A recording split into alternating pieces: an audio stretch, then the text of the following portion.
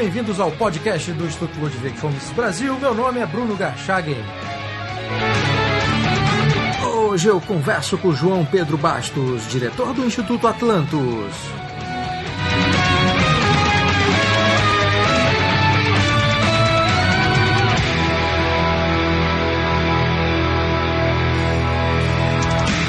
Seja muito bem-vindo, João Pedro. Valeu, Bruno, muito obrigado. Em nome do Atlantos também é um grande prazer poder falando aqui contigo. Muito obrigado pelo convite.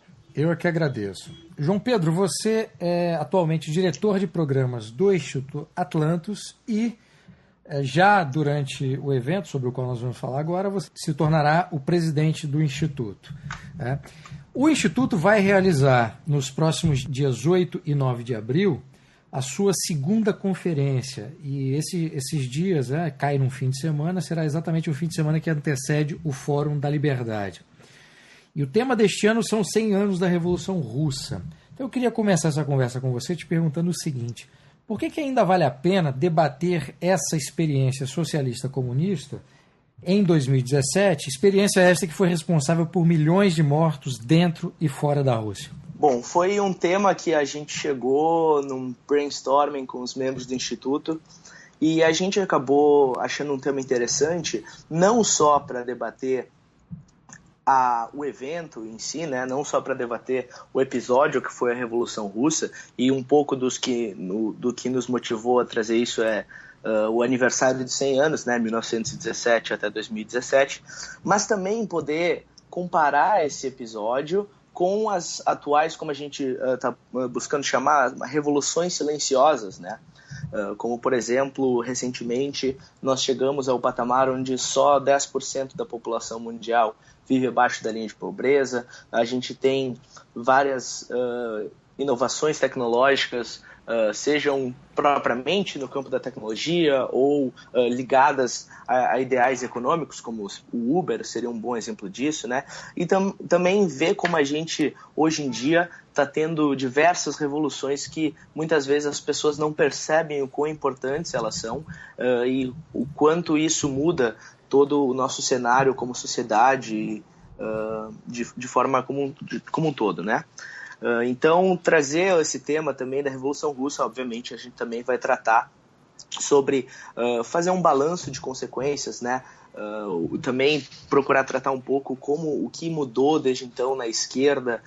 Essa esquerda marxista revolucionária se tornou uma esquerda mais supostamente mais progressista, com outros enfoques que não talvez uma luta de classes entre proletariado e burguesia diretamente. Então, acho que esse tema abre portas para diversas discussões e por isso a gente acabou escolhendo ele. Bom, a respeito das discussões na conferência, eu queria que você me falasse, e para os nossos ouvintes, João Pedro, quem serão os palestrantes e sobre o que cada um deles vai falar. Bom, nós temos então 8 palestrantes, né? 4 no sábado, 4 no domingo. No sábado, quem abre o evento é o Agustín Echebarne. Ele é presidente da Fundação Libertad e Progresso da Argentina.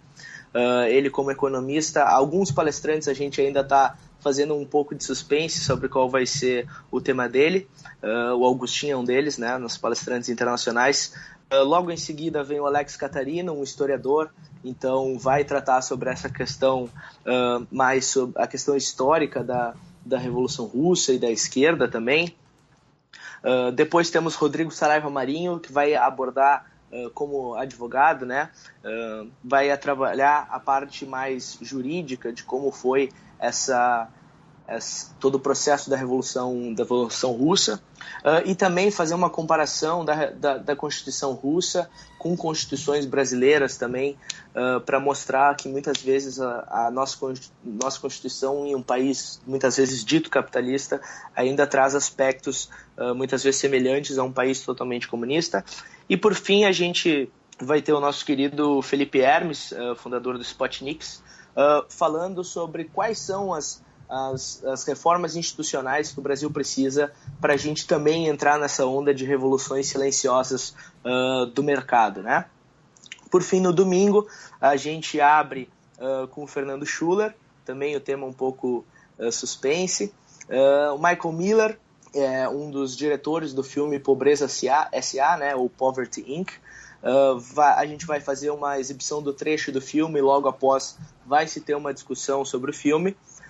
E a gente encerra o domingo, a conferência com o Tom Palmer, também o tema vai ser surpresa, e o Adriano Janturco, que vai fazer uma comparação entre o arcabouço teórico que motivou a Revolução Francesa e comparar isso com o arcabouço teórico que trouxe a Revolução Russa. Quando vocês decidiram o tema, as palestras e os palestrantes, João Pedro, o que vocês tinham em mente em termos de objetivo? Né? Vocês querem que esse evento ele passe que mensagem? Vocês querem que esse evento atinja qual público? Enfim, qual é o grande objetivo ou quais são os objetivos que vocês esperam que esse evento atinja? Perfeito.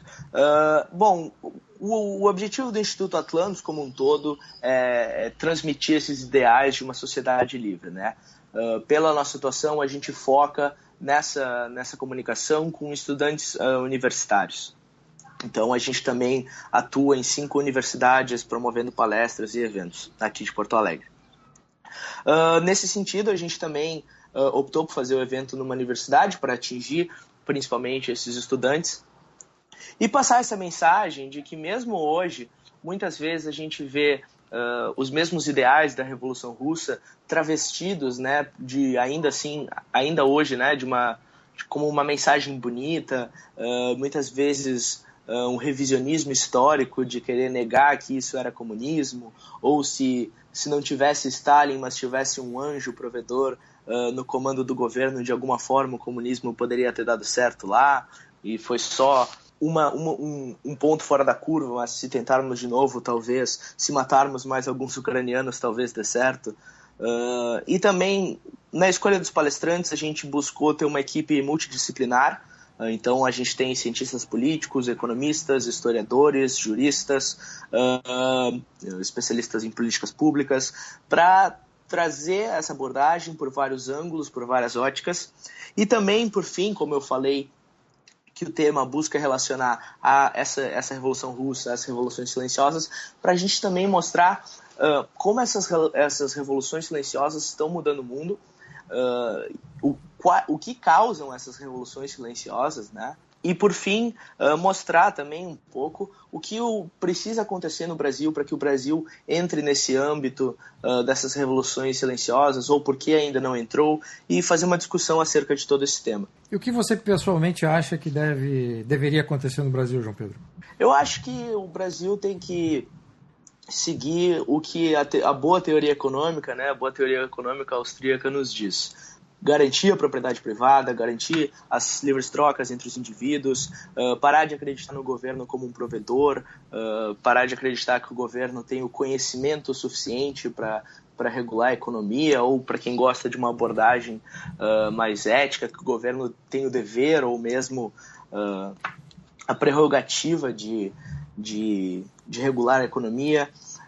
E trabalhar com os padrões de uma sociedade livre como um todo, né? O Estado de Direito, garantir segurança jurídica, que o Estado não se meta nas nossas vidas do dia a dia. Acho que se o Estado parar de se meter, a gente já vai ter um bom avanço institucional no Brasil. Trabalhar para que a gente tenha, como dizem o Acemoglu e o James Robinson, né, para que a gente tenha instituições inclusivas, né, instituições que permitam que as pessoas interajam, que permitam que as pessoas tenham cooperação social entre elas, que as pessoas possam ascender e não que as pessoas fiquem atoladas em burocracia, fiquem à mercê das políticas governamentais. E eu acho que a receita de bolo é simples, não precisa muitas coisas para que a gente tenha uma sociedade livre e desenvolvida. Eu acho que uma boa dose de liberdade já ajuda qualquer país. Quando você falou para as pessoas pararem de acreditar no governo, você me deu uma grande ideia para título de livro, rapaz. Isso daria um excelente título de livro, não? Daria um livro bom, né? Daria. Acho que a gente pode pensar num subtítulo, assim, né? Tipo, como os brasileiros gostam. Porque os brasileiros não confiam nos políticos e no Estado. Tá, daria um bom subtítulo, é uma dica de livro aí para tu escrever. Acho que sim. Mas me diz uma coisa, você vê, bom, essas transformações todas que você mencionou, né, que tem um aspecto cultural, que é dentro do qual a ética se insere, tem um aspecto de instituições que esse aspecto abrange dimensões políticas e econômicas. Você vê nesse momento na história algum tipo de mudança nesse sentido, mesmo que uma mudança bastante incipiente, mas você vê pelo menos ventos da mudança em virtude do que vem acontecendo nos últimos anos no Brasil, ou você acha que está tudo ainda muito prematuro e não dá para ter nenhuma posição a respeito, João Pedro? Tem uma frase que, se eu não me engano, é do Nelson Rodrigues, que ele fala que todo otimista é um mal informado, né? Eu fico em dúvida. Por um lado, claro, a gente se vê otimista com reformas institucionais minimamente positivas acontecendo. Claro, a gente, como liberais, né, ou ainda mais como austríacos, a gente vê que muitas vezes o governo talvez esteja indo no caminho certo, mas a passos bem tortos, né? Então a gente vê, por exemplo, a PEC, a gente sabe que talvez isso traga algum avanço, mas que não é exatamente isso que o governo deveria estar fazendo. Então existe uma série de mudanças, especialmente no Brasil, que a gente vê que deveriam ser feitas, vê que talvez comece a se ter essa mentalidade de fato que tem que mudar, mas ainda falta, acho que muitas vezes também falta um acompanhamento maior de liberais, de entrarem no meio acadêmico, entrarem no debate público de forma séria, para também poder sugerir mudanças de forma concreta, né, de forma bem amparadas academicamente. Eu acho que isso pode contribuir no futuro para que a gente possa influenciar mais as políticas públicas. Certo. Bom, o evento do Instituto Atlantos é um evento que tem um perfil diferente do Fórum da Liberdade, né? Mas é um evento que acontece na véspera do Fórum. Qual a preocupação que vocês da organização tiveram, João Pedro, para atrair público, mesmo tendo um fim de semana, enfim, que fica aí próximo do Fórum da Liberdade? Embora não sejam concorrentes, de qualquer forma, vocês tiveram que ter essa preocupação, né? Como atrair o público? O que vocês fizeram? Qual foi a preocupação que vocês tiveram? Bom, essa foi uma preocupação que a gente teve na primeira edição da conferência, no passado, e a gente ficou talvez um pouquinho temerário, né, com relação a isso. Mas muito nos surpreendeu, né? A gente fez a divulgação somente pelo Facebook, somente pelo evento no Facebook, pela página do Atlantos. A gente não fez quase que nenhuma divulgação física com cartazes. Esse ano, aliás, a gente não fez nenhuma divulgação física e os ingressos se esgotaram rapidamente, mais de 3 semanas antes do evento, os ingressos já estavam esgotados. Quanto ao Fórum, o Fórum da Liberdade, ou melhor dizendo, o IEE, né, o Instituto de Estudos Empresariais, sempre foi nosso parceiro, sempre foi muito solícito em nos ajudar, muitas vezes cedeu palestrantes, como está fazendo essa edição da conferência, onde pegamos emprestados alguns palestrantes do Fórum. Então o Fórum também tem o lado positivo, né, de que a gente pode também, como concentra vários eventos liberais de grande porte numa mesma semana em Porto Alegre, permita que pessoas de outros lugares do país venham para cá e façam valer os custos da viagem. Então existe uma série de vantagens, eu vejo muito mais vantagens do que alguma concorrência com o Fórum, mas sempre muito positivo. As pessoas aderiram muito rapidamente à conferência, gostaram muito, inclusive muita gente ainda no final, depois dos ingressos já esgotados, tivemos muitos pedidos de mais ingressos, mas infelizmente a capacidade do auditório nos limita, mas a gente está muito contente com o resultado. Bom, além da organização da segunda conferência, quais são os outros projetos que o Instituto Atlantos está desenvolvendo neste momento ou que pretende desenvolver ao longo dos próximos meses de 2017? Bom, o Instituto Atlantos nasceu, né, fazendo o que o mesmo grupo de pessoas já fazia por meio do antigo Clube Miss Rand, que era levar as ideias liberais, principalmente para estudantes universitários. Então a gente organizava palestras e eventos na ESPM, na URGS, na PUC, na FMP, que é a Fundação do Ministério Público, e também na FADERGS, que é uma faculdade aqui de Porto Alegre. Atualmente a gente continua com essas 5 universidades, que são nossos projetos do dia a dia, né, contínuos, onde a gente faz essas palestras a cada 15 dias ou a cada 3 semanas, dependendo da universidade. E atualmente o Instituto Atlantos está com 2 novos projetos que vão ser lançados em breve. O primeiro, vamos ter cursos online. Daqui a alguns... Vai ser lançado na conferência o primeiro curso. Então, mais uma novidade exclusiva aí pro teu podcast, Bruno. Obrigado.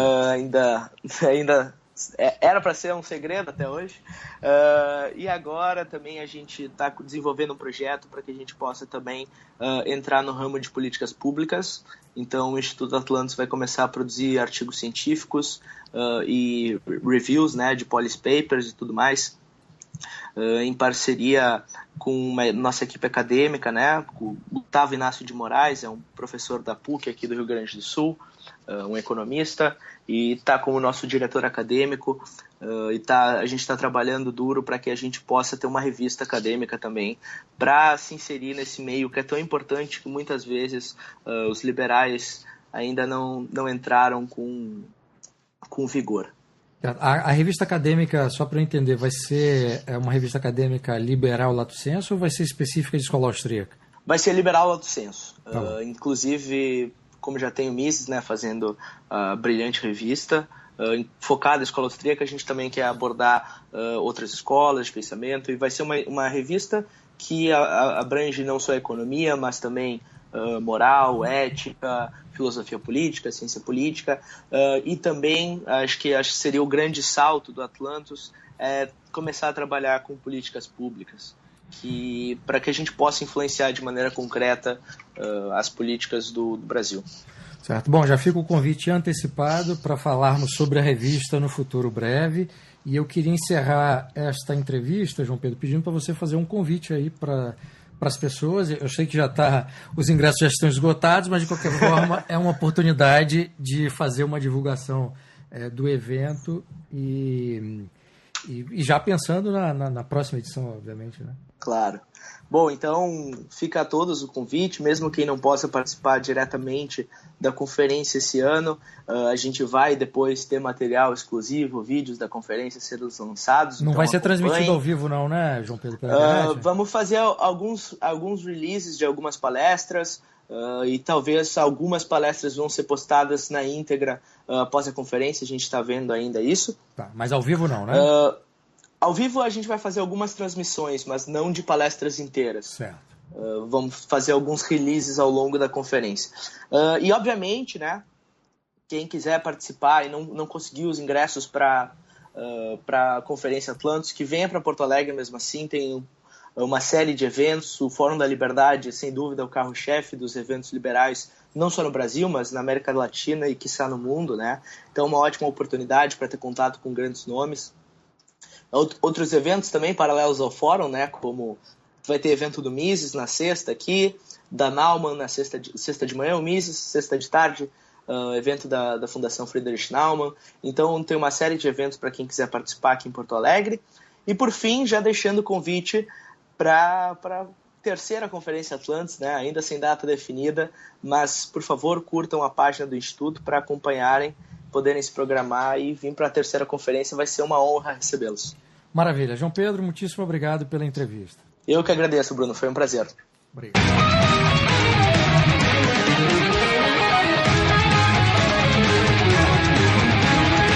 Este foi o podcast do Instituto Ludwig von Mises Brasil. Meu nome é Bruno Garchagen.